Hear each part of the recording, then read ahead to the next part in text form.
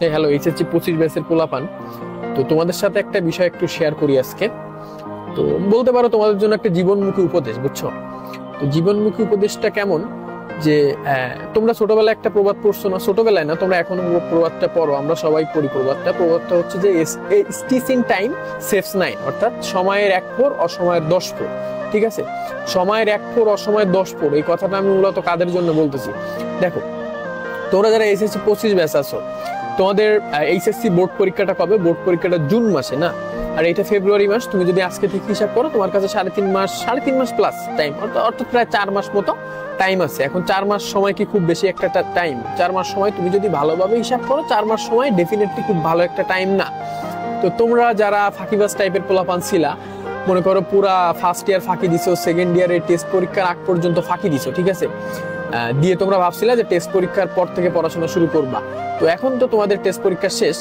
তো এরপরেও তোমরা এখন এই শেষ মুহূর্তে এসেও যারা মনে করো এখনো ঠিকমতো সতর্ক হও নাই বা এখনো তোমরা পড়াশোনা শুরু করো নাই, তো তোমাদের জন্য কিন্তু সামনে খুব বড়সড় একটা বিপদ আসতেছে। কারণ তুমি ডেফিনেটলি তুমি কিন্তু জানো যে তোমার এইচএসসির পর তোমাকে অ্যাডমিশন দেওয়া লাগবে। মানে তোমার এইচএসসির পর তোমার জীবনের অন্যতম বড় একটা ফেজ, অন্যতম মানে গুরুত্বপূর্ণ, ঠিক আছে, মোস্ট এসেনশিয়াল একটা ফেজ, সেটা হচ্ছে অ্যাডমিশন। কারণ তোমার বেসিক্যালি এইচএসসি তে তুমি যে কলেজে পড়ছো, ঠিক আছে, অবশ্যই কলেজে পড়ছো, ভালো একটা কলেজে পড়ছো, এটা মানুষ জিগাইছে কতদিন বলো? তুমি যখন এসএসসির পরে তুমি যখন কলেজে ভর্তি হইছো না, কয়েকদিন পাবলিকে জিগাইছে যে তুই কোন কলেজে পড়োস, ঠিক আছে। কিন্তু একটা ব্যাপার হচ্ছে তোমার কলেজের আইডেন্টিটি, মানে তুমি ছোটবেলা থেকে কলেজ পর্যন্ত যাই করো, এইটা নিয়ে মানুষের তত একটা মাথা ব্যথা থাকে না। মাথা ব্যথা কখন শুরু হয়? যে তুমি মানে এইচএসসির পর কই যাবা, ঠিক আছে, কোন ইউনিভার্সিটিতে পড়বা, এই ব্যাপারটা কিন্তু অত্যন্ত বেশি গুরুত্বপূর্ণ। এখন তোমাদের যাদের টার্গেট ভালো ভালো ইউনিভার্সিটিস গুলা, যাই তোমার তোমার বুয়েট আছে, তারপরে মেডিকেল, যে কোনো ভালো মেডিকেল, তারপরে মনে করো ঢাকা বিশ্ববিদ্যালয়, এরকম ভালো ভালো যে টপ লেভেলের যে ইউনিভার্সিটিস গুলা আছে, বা তারপরে মেডিকেল কলেজ, এইগুলা তোমাদের যাদের টার্গেট, তোমরা যদি এখন এইচএসসি থেকে যে আর কি ভালোভাবে পড়াশোনা না করো, তোমরা কিন্তু জানো, মানে তোমরা খুব কম পোলাপানি জানো যে তোমরা আসলে অ্যাডমিশনে খুব ভালো একটা ফলাফল করতে পারবা না। কারণ আমি যদি তোমার ঢাকা বিশ্ববিদ্যালয়ের কথা বলি, তোমরা এখন যারা এইচএসসি তে আসো, তোমরা কি জানো যে এইচএসসি 25 ব্যাচ, তোমরা কি জানো যে তোমরা এইচএসসি তে যে পড়াটা পড়তেছো না, তুমি যখন ঢাকা বিশ্ববিদ্যালয়ে ভর্তি পরীক্ষা দিবা, এখান থেকে তুমি 80% প্রশ্ন কমন পাবা। আর ঢাকা বিশ্ববিদ্যালয়ে কেউ যদি 80% মানে মার্ক ক্যারি করতে পারে, সে কিন্তু মানে বলা যায় টপ 100-র ভিতরে চলে আসে। মানে তুমি একটা জিনিস দেখো, তুমি যদি এখন এইচএসসি লেভেলে ভালোভাবে পড়াশোনা করো, তোমার এইচএসসি লেভেলে তুমি একটা ভালো ফলাফল করতে পারবে ডেফিনেটলি, এটা তো শিওর। এর পাশাপাশি তুমি কি করতে পারবা? তুমি কিন্তু তোমার অ্যাডমিশনে ভালো ফলাফল করতে পারবা। তো আমি একটা জিনিস বলতেছি যে তোমরা এখন যারা ফাঁকি বাস আসো আর কি, তোমরা ফাঁকি না দিয়ে এখন থেকে পড়াশোনা করো। এই যে 4 মাস আছে, 4 মাস মানে নিজের সর্বোচ্চ দিয়ে চেষ্টা করো, ঠিক আছে, মানে টাইমটাকে অনেক ভালোভাবে ব্যবহার করার চেষ্টা করো, কোনো ফাঁকি টাকি দিও না। কারণ এই সময় যদি তুমি তো অলরেডি ফাঁকি দিয়ে ফেলছো না, তুমি তো ফাঁকিবাজের তালিকায় ঢুকে গেছো। তারপরে যে বাকি দিনগুলো আছে, এই দিনগুলোতে তোমার এই যে এতদিন যে ফাঁকিটা দিছো না, এটা কাভার করার চেষ্টা করো। কারণ ওই যে তোমারে বললাম যে স্টিচিং টাইম সেভস নাইন, অর্থাৎ তোমার ওই যে সময়ের 1 প্রহর অসময়ের 10 প্রহর।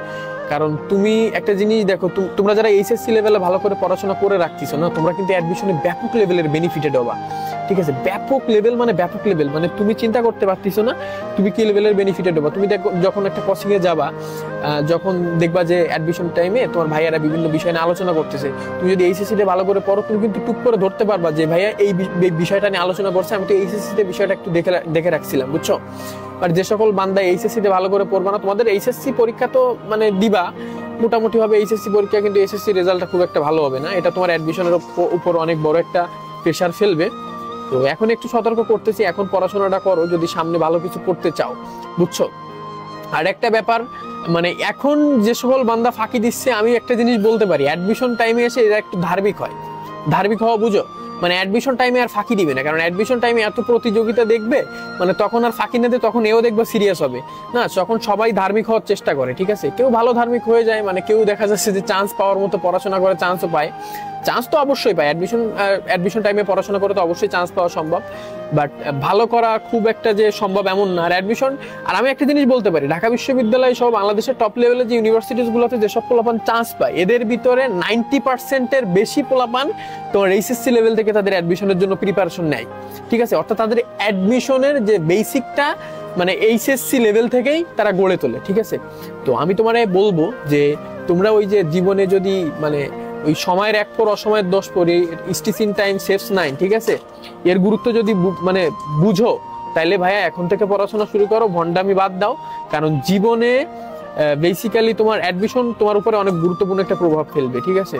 দেখবা যে অ্যাডমিশনের পরে তোমার যে সকল বন্ধু বান্ধবের টাকা আছে, এরা কেউ প্রাইভেটে পড়বে, যদি তোমার পাবলিকে না হয়। কেউ কেউ দেখবা ঢাকা ভার্সিটিতে পড়বে, কেউ কেউ বুয়েটে পড়বে, কেউ ঢাকা মেডিকেলে পড়বে, কেউ ভালো ভালো অনেকে অনেক ভালো জায়গায় পড়বে, আবার কেউ কেউ দেখবা বিভিন্ন ন্যাশনাল ইউনিভার্সিটিতে পড়বে। এখন তখন দেখবা মানে তুমি না চাইলেও তোমাদের মানে ফ্রেন্ডদের ভিতরে, নিজেদের ভিতরে একটা আলাদা একটা পার্থক্য তৈরি হয়ে যাবে, ঠিক আছে? তুমি চাইতেছো না যে পার্থক্য তৈরি হোক, আমার বন্ধু ছিল, আমি ওদের সাথে চলাফেরা করি, ঠিক আছে, সমস্যা নেই। তুমি দেখবা তখন তোমার পুরা ফ্রেন্ড সার্কেল আলাদা হয়ে যাবে, তোমার চিন্তা ভাবনা সবকিছু আলাদা হয়ে যাবে তোমার ফ্রেন্ড সার্কেলের থেকে, ঠিক আছে? মানে যে যত ভালো জায়গায় যাবা, এটা খুবই বিটার একটা ট্রুথ। মানে এইটা আসলে আমি যেটা বললাম, সত্যটা খুবই কঠিন, ঠিক আছে? বাট সত্য এইটাই যে তুমি ইউনিভার্সিটি লেভেলে আসলে তোমার মানে পুরাপুরি ফ্রেন্ড সার্কেল পরিবর্তন হবে। তোমার মনে করো তুমি তোমার জীবনের লক্ষ্য কিন্তু পরিবর্তন হয়ে যাবে, ঠিক আছে? তো আর কি, ইউনিভার্সিটিতে ভালো করার জন্য এইচএসসি লেভেলটা অত্যন্ত বেশি গুরুত্বপূর্ণ। এইচএসসি লেভেলে তোমরা ভালোভাবে পড়াশোনা করো, আমি বলবো যে তোমরা মানে অ্যাডমিশনে ভালো করতে পারো, বুঝছো? কারণ এইচএসসি লেভেলটা যাওয়ার একটা লাইফ, মানে খুবই অল্প একটা সময়। এই অল্প একটা সময়ে যারা মনে করো নিজের ভালো বুঝতে পারে, তারা বেসিক্যালি অনেক ভালো করে পড়াশোনা করে, আর দেন যে কোনো একটা ভালো ইউনিভার্সিটিতে চান্স পায়, তারপরে দেখা যাচ্ছে ভালোভাবে পড়াশোনা করে জীবনে ভালো কিছু করতে পারে। আমি বলতেছি না যে ভালো একটা ইউনিভার্সিটি চান্স পাইলে তুমি ভালো কিছু করতে পারো, দেন তোমাকে তো ইউনিভার্সিটি লেভেলে সব পরিশ্রম করা লাগবে না। তো এটা বলতেছি, তোমরা এখন ওই পরের হিসাব বাদ, তোমরা এখন যারা এইচএসসি তে আসো, এইচএসসি 25 ব্যাচ, মানে এই যে বাকি 4 মাস আছে, 4 মাস নিজের সর্বোচ্চ দিয়ে পরিশ্রম করো। আমি বলতেছি, ঠিক আছে, এই 4 মাস যদি তুমি সর্বোচ্চ দিয়ে পরিশ্রম করতে পারো, ম্যান, তোমার জীবনে ভালো একটা পজিটিভ চেঞ্জেস আসবে, ঠিক আছে? ভালো একটা পজিটিভ চেঞ্জ কিন্তু তোমার জীবনে আসবে।